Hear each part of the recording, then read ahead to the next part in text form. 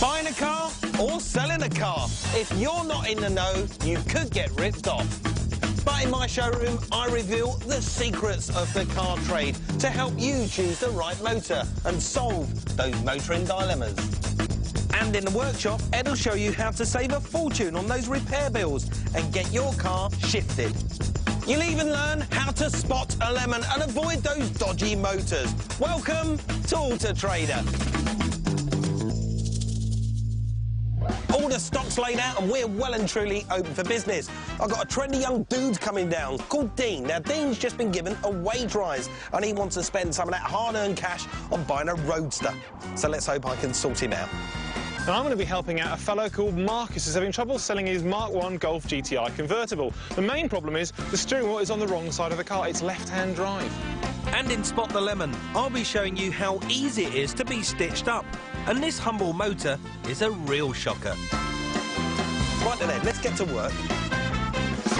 Right, now, the first man in the showroom today is a young chap, very trendy he is too, called Dean. How are you, Dean? Very well, Mike. Thanks for coming down. Thank you. Right, now you're after one of these little sports cars, are you? Yes, I am. What makes you want one of them? Want something nice for the summer. It's going to look good. Pour the birds. Wicked. So you want a car that is attractive to women and a bit of fun in the sun? Definitely. OK, how much money you got to spend? 20 grand. 20 grand? How does somebody come by 20 grand these days? Promotion at work, pay rise, a few quid, burning a hole in my back pocket now. And you want to spend it all on a motor? Yes. All right, well, I've got a showroom full of motors. I'm sure to find something that'll do the job. I think we're going to have some fun today. Brilliant. Wow, just look at the lineup of cars we've got for Dean. The magnificent Porsche Boxster is the cheapest real supercar around. If you can't afford its bigger brother, the 911, but want the ultimate in grip and handling, then no other car will do.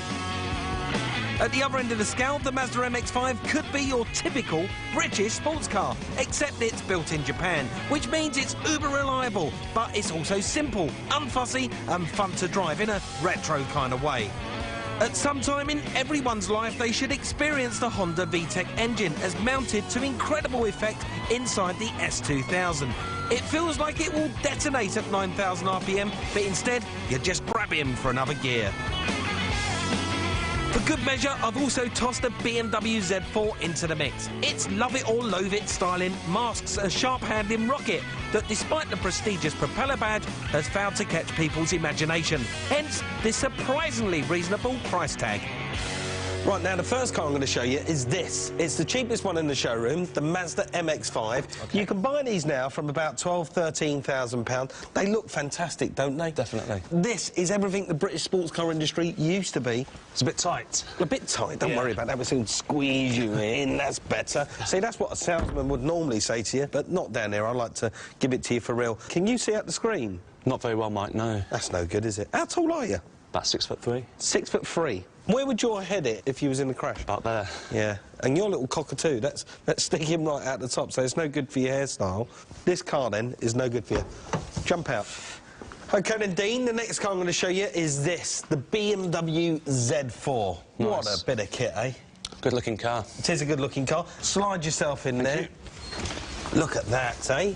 Like that inside? It's nice. I like the brushed aluminium finish to it. It all feels nice. It's got Nice good and solid. quality, this BMW. Go on, have a problem to poke. See, this is all the good stuff that you get down at your car showroom, but I like to give the stuff that the salesman never tell you. My mates in the trade tell me that things can go wrong with a Z4. Things like a micro-switch in this roof mechanism, which can go faulty and costing 150 quid to replace.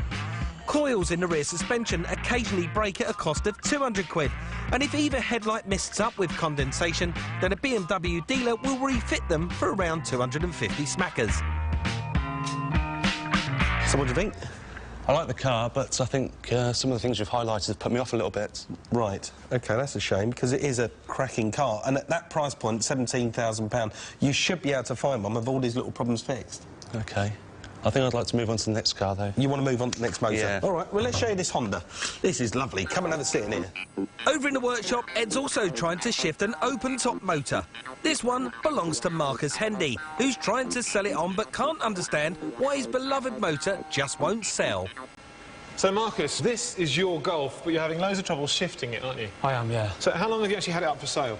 On and off 12 months now. 12 months, that is a long time. It is. Have you got any clues as to why it isn't selling? I think the main reason is because it's left-hand drive. It does put people off, to be honest. Also, I've got a few little dents and scrapes around the bodywork. It's nothing that serious. It's a 15-year-old car. You expect to see a little bit of wear and tear. Also here, there seems to be something missing. Was that where an aero used to go? It was, yeah. About 3 years ago, I went through a car wash and it ripped sort of half of it out. Oh, wow. So I had like a stub there. I tried to fix it myself. Yeah. A bit of a nightmare, it fell in. So it's been in there So it's still inside the wing? For about 2 years, yeah. And presumably now the radio's rubbish as well, isn't it? Doesn't work at all. OK, well, this car's about enjoying yourself, so it's important that we actually sort that out so we get that working. Something else that's pretty obvious here is that the interior, just like the outside, is absolutely filthy. You just haven't bothered to clean it, and that is just a real no-no when it comes to selling a car, so... That's true. You may be getting your hands dirty later on. OK. Well, now, the roof, I mean, that's actually in really good nick for 15 years old. The window, not so great. Obviously, it's got a leak and somebody's done a really bad repair to that part. That was my bodge job, I'm afraid. OK. I did try and put some sort of rubber stuff down there. Yeah. It did the trick to a certain extent. It's something that we really do need to sort out on this, so Yeah. I'll stop the leak, we'll get rid of that nasty silicone and dress that up nicely. OK. And I think the other thing I noticed, the number plate, have you ever had that valued? I haven't, no. OK, that could be interesting, because what do you reckon the car's worth at the moment? I did have it up for 2,300, which is a bit out of the reach, but Yeah. brought it down to 2, and now I'm hoping 1,500, so it keeps going down, I think, yeah. Well, I think that's more realistic. I think with all the work that we're about to do, once that's done, then we're looking at £1,500. Yeah. But I think I'll have a word with Mike, because I reckon we might be able to unlock some of the value trapped in that number plate and perhaps get you back up nearer the £2,000 mark. I'll see if he can find out how much that's worth. Now back in the showroom, Dean's got 20 grand to blow on a Roadster. He's just too tall for the MX-5 and a BMW didn't exactly float his boat. But I reckon my next car will really hit the spot. This is one that I think you will like. This is the fantastic Honda S2000. OK. Have a slide into there. Will do. Let's hope you fit.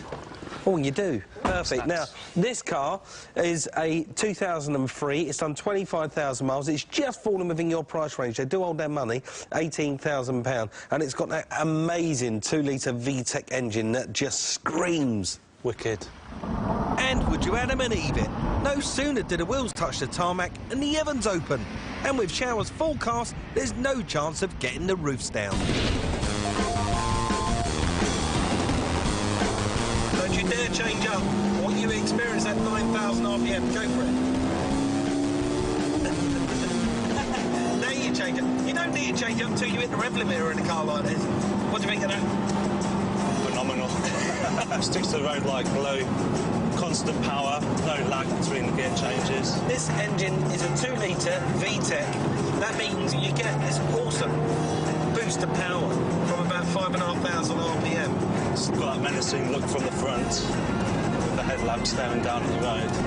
Plenty of street cred in this. Plenty of street cred. So what will your mates think if you turn up in this one? I think they'd be impressed. And how about the women?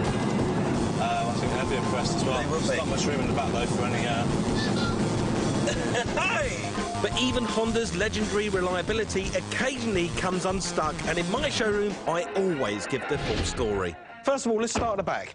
This roof, although it's electric and it works fantastically, they can rattle. Now, most people think it's just these latches that they need adjusting, but actually it's the whole roof, and it can cost 250 quid to put right. Really? Yes. There's some other problems down the front as well. The clutches can go, and you can feel a juddering or a snatching in between the gears. Believe it or not, it needs a modified clutch plate, and that's £750.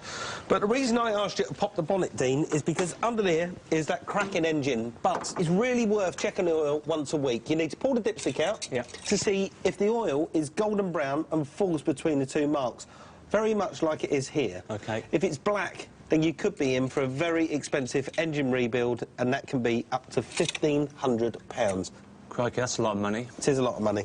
Right, so now I've told you all of that. How do you feel about the car? Well, I hear what you're saying, Mike, but still a wicked car. Well, let's hope you're impressed by the next one. It's parked over there. It's a Porsche Boxster.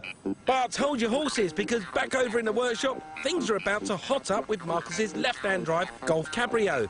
The inside needs a good clean, the back windows are falling out, and the radio aerials had a close encounter with a car wash. But no worries, because Ed's on the case. Well, I'm well underway with Marcus's aerial. I've taken the wheel off, got the car up on axle stands for safety. I've undone a couple of screws, and now I think, there we go. That comes the inner wing. So now I can get to the aerial, so it's going well.